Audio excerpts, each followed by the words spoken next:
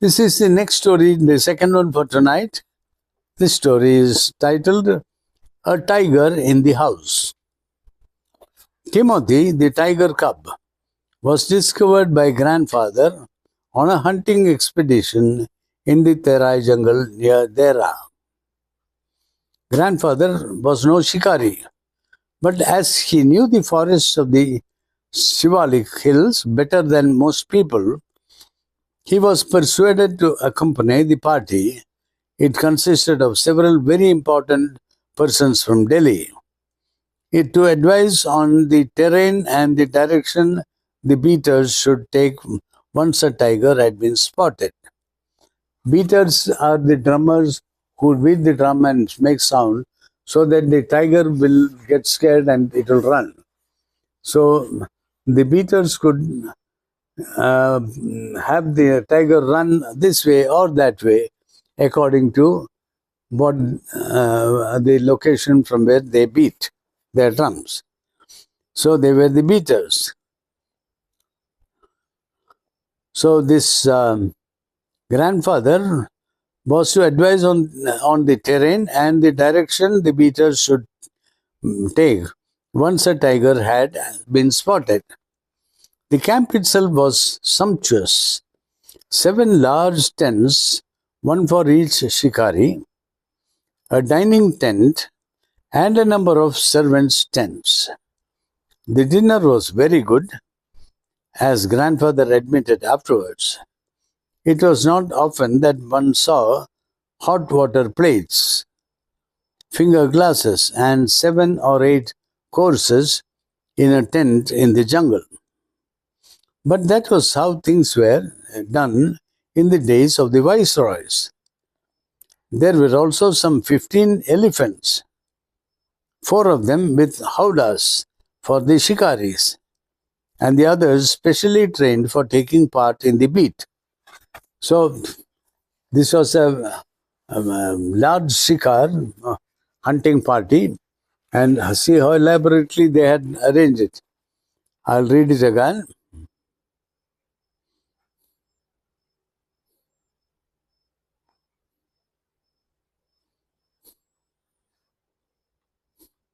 This shikar consists of several very important persons from Delhi, and so the camp itself was sumptuous.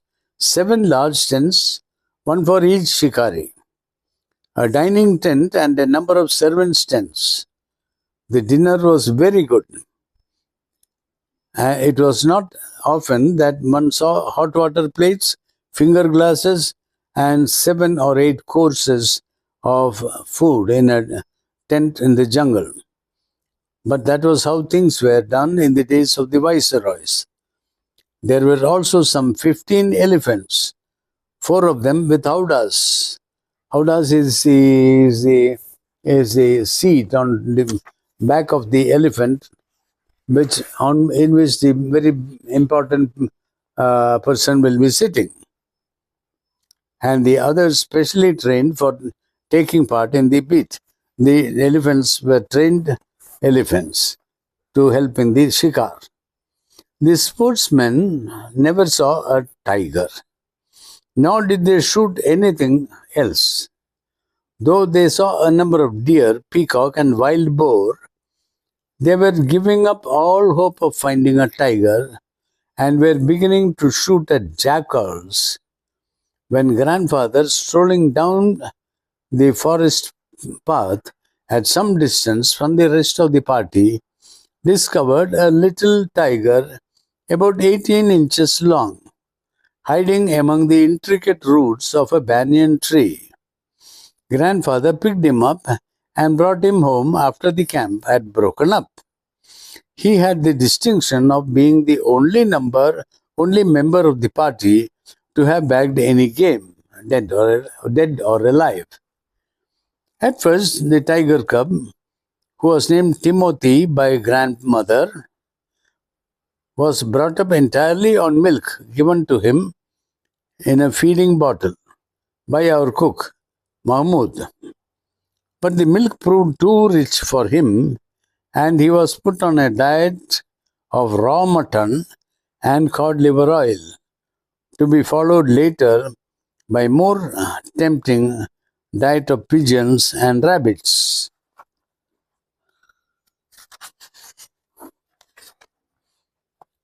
Timothy was provided with two companions, Toto the monkey, who was bold enough to pull the young tiger by the tail and then climb up the curtains of if Timothy lost his temper, and a small mongrel puppy found on the road by my grandfather.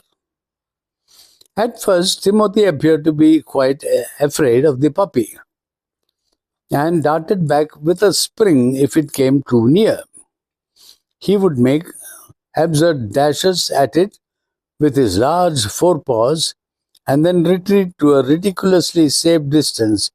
Finally, he allowed the puppy to crawl on his back and rest there. One of Timothy's favorite amusements was to stalk anyone who would play with him. And so, when I came to live with grandfather, I became one of the tiger's favorites. With a crafty look in his glittering eyes and his body crouching, he would creep closer and closer to me, suddenly making a dash for my feet, rolling over on his back and kicking with delight, and pretending to bite my ankles. He was by this time the size of a full grown retriever, and when I took him out for walks, people on the road would give us a wide berth. When he pulled hard on his chain, I had difficulty in keeping up with him. I had difficulty when he pulled hard on the chain, I had difficulty in keeping up with him. His favorite place in the house was the drawing room, and he would make himself comfortable on the long sofa, reclining there with great dignity and snarling at anybody who tried to get him off. Timothy had clean habits and would scrub his face with his paws exactly like a cat. He slept at night in the cook's quarters and was always delighted at being let out by him in the morning. One of these days, declared grandmother in her prophetic manner, we are going to find Timothy sitting on Muhammad's bed and no sign of the cook except his clothes and shoes. Of course, it never came to that. But when Timothy was about 6 months old, a change came over him. He grew steadily less friendly. When out for a walk with me, he would try to steal away to stalk a cat or someone's pet Pekingese. Sometimes at night, we would hear frenzied cackling from the poultry house, and in the morning, there would be feathers lying all over the veranda. Timothy had to be chained up more often. And finally, when he began to stalk Mahmoud about the house with what looked like villainous intent, grandfather decided it was time to transfer him to a zoo. The nearest zoo was at Lucknow, 200 miles away. Reserving a first class compartment for himself and Timothy, no one would share a compartment with them. Grandfather took him to Lucknow, where the zoo authorities were only too glad to receive as a gift a well fed and fairly civilized tiger. About 6 months later, when my grandparents were visiting relatives in Lucknow, grandfather took the opportunity of calling at the zoo to see how Timothy was getting on. I was not there to accompany him, but I heard all about it when he returned to Dera. Arriving at the zoo, grandfather made straight for the particular cage in which Timothy had been interned. The tiger was there, crouched in a corner, full grown and with a magnificent striped coat. "Hello, Timothy," said grandfather, and climbing the railing with ease, he put his arm through the bars of the cage. The tiger approached the bars and allowed grandfather to put both hands around his head. Grandfather stroked the tiger's forehead and tickled his ear, and whenever he growled, smacked him across the mouth, which was his old way of keeping him quiet. He licked grandfather's hands and only sprang away when a leopard in the next cage snarled at him. Grandfather shooed this leopard away, and the tiger returned to lick his hands. But every now and then the leopard would rush at the bars, and the tiger would slink back to his corner. A number of people had gathered to watch the reunion when a keeper pushed his way through the crowd and asked grandfather what he was doing.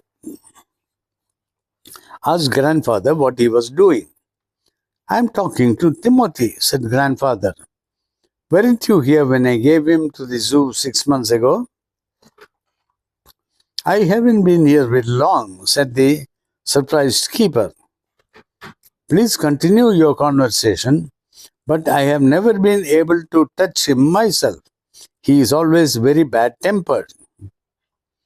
"Why don't you put him somewhere else?" suggested grandfather.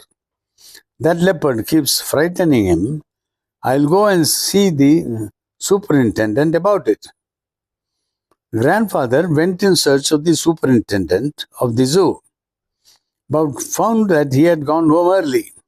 And so, after wandering about the zoo for a little while, he returned to Timothy's cage to say goodbye. It was beginning to get dark. He had been stroking and slapping Timothy for about 5 minutes when he found another keeper observing him with some alarm. Grandfather recognized him as the keeper who had been there when Timothy had first come to the zoo. "You remember me?" said grandfather. "Now why don't you transfer Timothy to another cage, away from that stupid leopard?" "But sir," stammered the keeper, "it is not your tiger." "Oh, I know," said grandfather testily. "I realize he is no longer mine, but you might at least take a suggestion or two from me." "I remember your tiger very well," said the keeper. "He died 2 months ago." "Died?" exclaimed the grandfather. "Yes, sir, of pneumonia. The tiger was trapped in the hills. This tiger was trapped in the hills only last month, and he is very dangerous." Grandfather could think of nothing to say. The tiger was still licking his arm with increasing relish. Grand- Grandfather took what seemed to him an age to withdraw his hand from the cage. With his face near the tiger's, he mumbled, "Good night, Timothy," and giving the keeper a scornful look, walked briskly out of the zoo. Oh my God! He thought it was his own baby tiger, and it was a That's a really nice story. Mhm.